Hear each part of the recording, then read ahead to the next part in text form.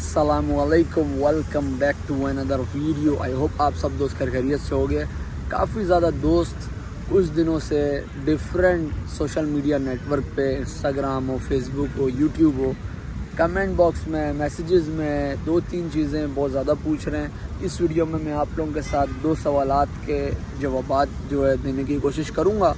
और वो सवालात ये हैं कि कुछ दोस्त मुझसे ये पूछ रहे थे लीगल एंट्री के बारे में, क्योंकि आप लोगों ने पिछली लास्ट वीडियोस में देखा होगा मेरे कुछ दोस्त आए पाकिस्तान से और उनकी जो है हॉस्टल में एंट्री करवाई लीगल एंट्री के लिए। लीगल एंट्री क्या होती है इसके बारे में भी इस वीडियो में आप लोगों से बात करूँगा।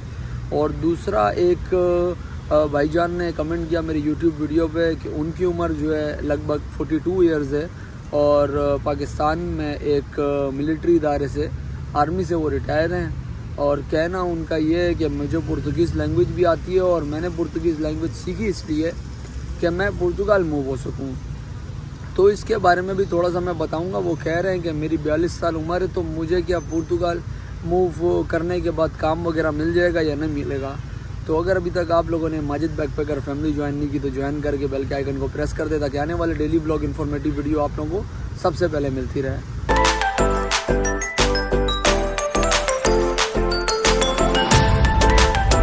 सबसे पहले तो उन तमाम दोस्तों का शुक्रिया, क्योंकि लास्ट कुछ वीडियोस में आप लोगों ने देखा होगा भाई की तबीयत बहुत ख़राब थी और आवाज़ जो है वो बिल्कुल भी नहीं निकल रही थी।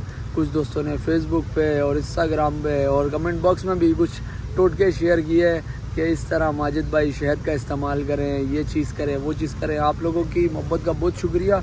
अल्हम्दुलिल्लाह थोड़ा बहुत बेहतर हो गया है गला और इंशाल्लाह इन करीब और भी बेहतर हो जाएगा। तो वापसी आते हैं टॉपिक के ऊपर। सबसे पहले मैं बात करूँगा आप लोगों के साथ लीगल एंट्री के हवाले से। लीगल एंट्री का सीन ये है कि अभी जो है पुर्तगाल में आप सब दोस्तों को पता है कि इमिग्रेशन ओपन है। तो कुछ दोस्त जो मुझे शुरू से देख रहे हैं, मैं लीगल एंट्री के बारे में काफ़ी बार बता चुका हूँ और कुछ लोग जो माशाल्लाह बाशऊर हैं, जो नॉलेज रखते हैं, उन सबको लीगल एंट्री के बारे में पता है क्या चीज़ है ये इमिग्रेशन में। लेकिन कुछ लोग जैसे दिन ब दिन यूट्यूब फैमिली बढ़ रही है तो कुछ लोग सर्चिंग कर रहे हैं पुर्तगाल के हवाले से। उन दोस्तों की नॉलेज के लिए मैं शुरू से ही आप लोगों को बता देता हूँ कि लीगल एंट्री क्या है।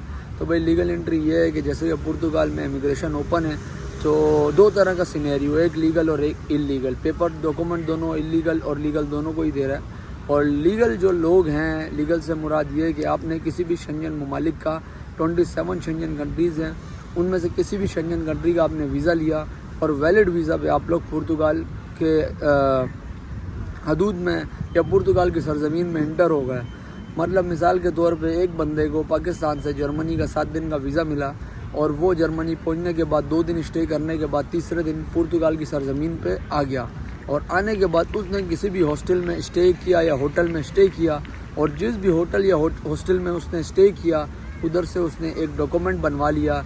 वीज़ा वैलिड होने तक आप लोगों की लीगल एंट्री हो जाती है और पुर्तगाल में इंटर होने तक उसके बाद 72 आवर्स तक आप एलिजिबल है लीगल एंट्री के। बैक डेट में भी बन जाती है legal entry, but you have to pay more money, because देखिए काम सारे हो जाते हैं, सिर्फ पैसा चलता है और रिस्क भी है फिर चीज़ों का। अगर आप लोग पुर्तगाल में आए हैं लीगली, आप लोगों ने मिसाल के तौर पे लीगल एंट्री करवाई है, किसी भी हॉस्टल में रुके हैं, 15, 20, 25 यूरो में आपकी लीगल एंट्री हो गई है।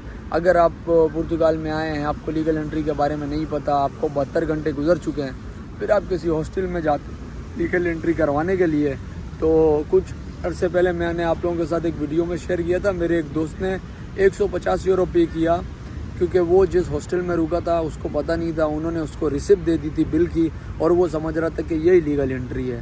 तो लीगल एंट्री आप लोगों ने बार बार जिधर भी रहें उनसे पूछना है कि भाई मुझे लीगल एंट्री चाहिए और रिसिप्ट नहीं चाहिए।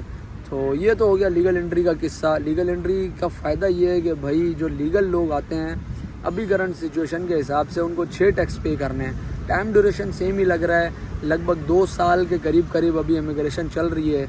हो सकता है इन फ्यूचर 1.5 साल हो या 2 साल ही रहे। तो जो इन लोगों की इलीगल एंट्री होती है वो तकरीबन 12 टैक्स उनको चाहिए। कुछ का जैक लग जाता है, कोई सेफ अच्छी होती है उनसे 9-10 टैक्स में भी काम चल जाता है, लेकिन तकरीबन 90% लोगों को जो है फालता मिल रहा है जिनके 12 टैक्स पूरे नहीं हैं। और लीगल में अगर आपके 6 टैक्स पूरे हैं, آپ کا بایومیٹرک کا ٹائم آ جاتا ہے تو آپ ایلیجیبل ہیں پرتگال کا ریزیڈنس کارڈ حاصل کرنے کے لیے. بہت آسان الفاظ میں سمجھایا ہے, ہوپ فلی آپ لوگوں کو یہ سمجھ آ گیا ہوگا. تو اب دوسری بات کرتے ہیں کہ بھائی نے جو سوال کیا کہ بھائی میری عمر 42 سال ہے اور مجھے پرتگیز لینگویج آتی ہے اور پرتگال آنا چاہتا ہوں, پاکستان آرمی سے ریٹائر ہوں. پہلی بات تو یہ, اگر آپ کسی بھی ایسے آرمی یا ملٹری یا پولیس کسی بھی ایسے ادارے سے وابستہ ہیں جہاں پہ آپ نے سیکورٹی کا کام کیا ہوا ہے, تو یہ مت سوچئے گا کہ آپ پرتگال میں آتے ساتھ سیکورٹی کا کام کر لیں گے.